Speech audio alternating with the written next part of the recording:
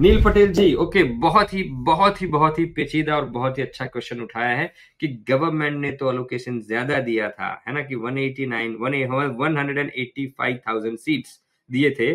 उसमें से आप employer sponsored visa, partner visa और बाकी सारे वो हटा देते हैं तो 60,000 सीट्स स्किल्ड माइग्रेशन के जीएसएम के बच जाते थे, जो सिर्फ और सिर्फ जीएसएम को मिल सकते थे। लेकिन अब वो जो जीएसएम का कोटा दिया 20,000 का, 190 एंड 491 का, और 189 का कोटा दिया 16,000 का। तो चलो इतने 35,000 36,000 सीट्स यूज हो गए, बाकी के सीट्स कहाँ गए? और ऐसे सीट्स 3 साल से, नील भैया, ऐसे सीट्स 3 साल से कहाँ गए ना, किसी को कुछ पता नहीं है, किसी को कुछ पता नहीं है।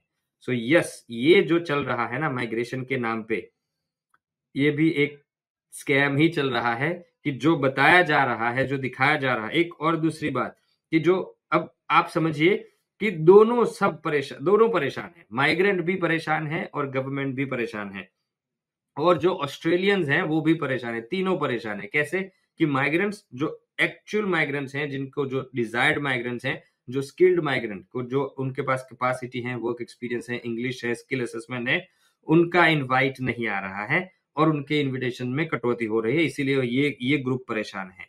दूसरा ग्रुप है पॉलिटिक्स का, कि जो ये फिगर आउट ही नहीं कर पा रहे हैं कि किसको बुलाया जाए, किसको ना बुलाया जाए। अगर स्टूडेंट्स को बुला रहे हैं तो वो जल्दी लेबर आ रहा है, क्विक लेबर आ रहा है, थोड़ा सा रेवेन्यू भी लेके आ रहा है। लेकिन ये जो इनविटेशन पाथवे में पीआर दे रहे हैं, तो वो तो सिर्फ मुफ्त का पीआर ले जा रहे हैं, वो उनके फील्ड में काम भी नहीं कर रहे हैं, तो क्या करेंगे? सो गवर्नमेंट भी डायलेमा पे है कि भाई ये टेम्पररी वीजा होल्डर्स को बुलाया जाए, स्टूडेंट्स को बुलाया जाए, या ज्यादा पीआर को बुलाया जाए। लेकिन उसमें भी वो लोग एम्प्लॉयर स्पॉन्सर्ड वीजा पे अभी सेटल हो रहे हैं कि जो एम्प्लॉयर स्पॉन्सर्ड में आ रहे हैं उनको आने दो, तो वो अपने एम्प्लॉयर के साथ एटलीस्ट काम तो करेंगे। सो गवर्नमेंट यहाँ पे परेशान है।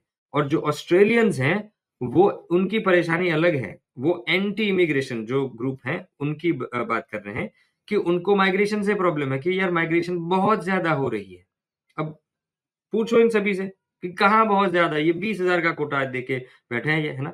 तो हमारे लिए तो 20,000 है, जो स्किल्ड माइग्रेंट्स हैं, जो केपेबल है, जो एक्चुअल डिजर्व्ड है, उनके लिए यही सीट है 20,000, नील भाई, है ना। लेकिन जो अभी जो नंबर दिया जा रहा है कि नेट ओवरसीज माइग्रेशन तो 4 लाख का हुआ है। सो ऑस्ट्रेलियंस वहां पे परेशान है कि 4 लाख लोग लेके आ गए, लेकिन ये जो 4 लाख में से जो 20,000 है ना, वही स्किल्ड है। बाकी के जो 3,80,000 हैं, वो स्टूडेंट्स हैं, वो न्यूजीलैंडर्स हैं, वो बाकी की कंट्री के दूसरे ये वर्किंग हॉलिडे वीजा मेकर्स हैं, दिस दैट, बहुत सारे माइग्रेंट्स आ चुके हैं। सो ऑस्ट्रेलियन जनता इसलिए परेशान है कि भाई ये गवर्नमेंट माइग्रेशन कंट्रोल नहीं कर रहा है, और इसीलिए यहाँ पे हाउसिंग क्राइसिस बढ़ रहा है। और ये प्रॉब्लम ना ऑस्ट्रेलिया का नहीं है, बहुत सारे कंट्रीज, कनाडा का भी है, यूके का भी है, यूएसए का भी है, और बाकी सारे यूरोपियन कंट्रीज का भी है। सो एक ही प्रॉब्लम क्यों सभी जगह हो रहा है, सभी कंट्रीज में क्यों हो रहा है? न्यूजीलैंड में भी ये प्रॉब्लम क्यों हो रहा है, यूके में भी ये प्रॉब्लम क्यों हो रहा है, कनाडा में same problem, same problem, why? सभी जगह एंटी माइग्रेशन रैलीज हो रही है, सभी जगह एंटी प्रोटेस्ट हो रहा है कि माइग्रेशन ज्यादा हो गया है। क्यों हो गया है? और क्यों आपका कंट्री ऐसा है कि इतना माइग्रेशन आ गया जिसको कोप नहीं कर पा रहा है अकोमोडेशन के लिए? हाउसिंग क्राइसिस कैसे हो रहा है?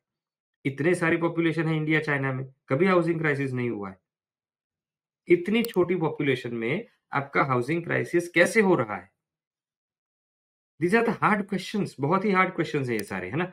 सो यस, लेकिन आपकी बात बिल्कुल आई एग्री नील, कि it is happening and it is happening on larger scale, कि ये सारे सीट्स कहाँ जा रहे हैं।